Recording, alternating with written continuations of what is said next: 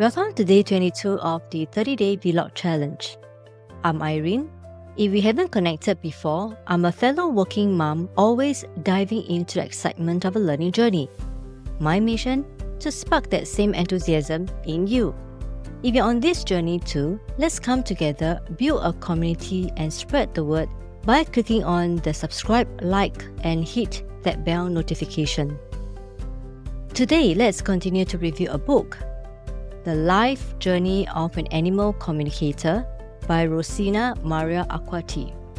It is a memoir that tells the story of the author's personal and professional journey as an animal communicator. Now, she shares her experiences of growing up in Switzerland and her early connection with animals, as well as her training and development as an animal communicator. Throughout the book, she shares numerous stories of experiences communicating with animals of all kinds, including pets, wildlife, and even insects.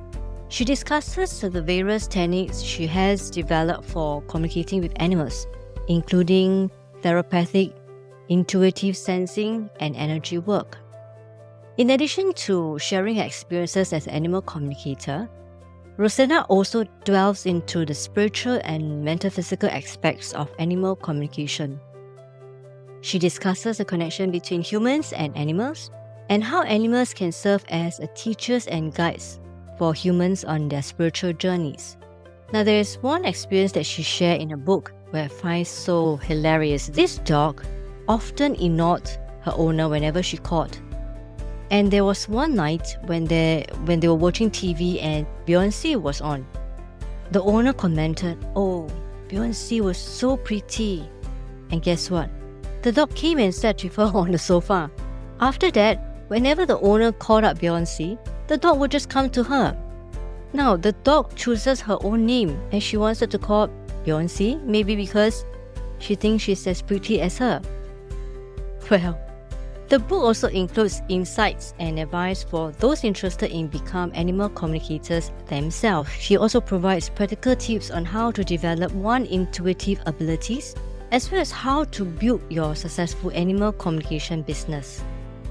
In overall, The Life Journey of an Animal Communicator is a fascinating and inspiring read for anyone interested in connections between humans and animals, or probably developing your own intuitive abilities. Her stories and insight offer a very unique perspective on the world of animal communications and serve as a reminder of a profound wisdom and insights that animals can offer us. Now, I personally have completed my Level 1 and Level 2 Animal Communication course, and I was pretty skeptical when Yu, my coach, says that 100% of her students get it and are able to communicate. I was surprised that I could get almost 90% of the questions from the owner being answered by their pet. I get into details like the dog likes to go downstairs and there's a playground nearby, and the dog has no feelings toward the current helper, and I have a hint that it is a new helper and the bond is not there yet. Or maybe the helper doesn't know how to play with the dog because the dog is pretty young and playful. And I was right, the helper was with them for only 2 to 3 months. I was amazed by my own capabilities to be able to communicate with animals. You don't have to be psychic or born with it. It takes a bit of open-mindedness and also knowing which sensory you're comfortable with when you are doing your animal communication.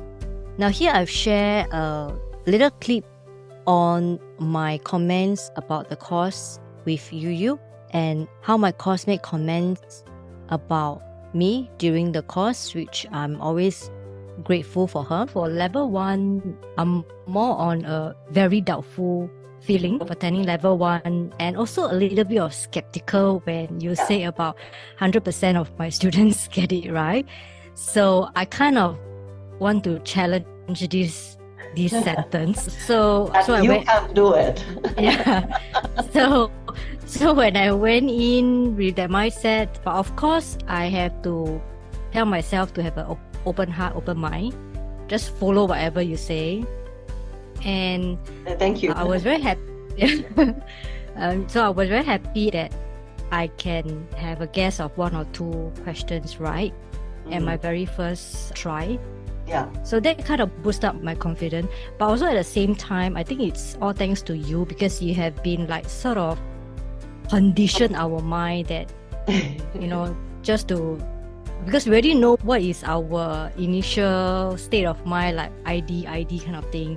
So you sort of prep us that maybe you should watch out for this one and not this one, and you keep reminding this to us, which is very important.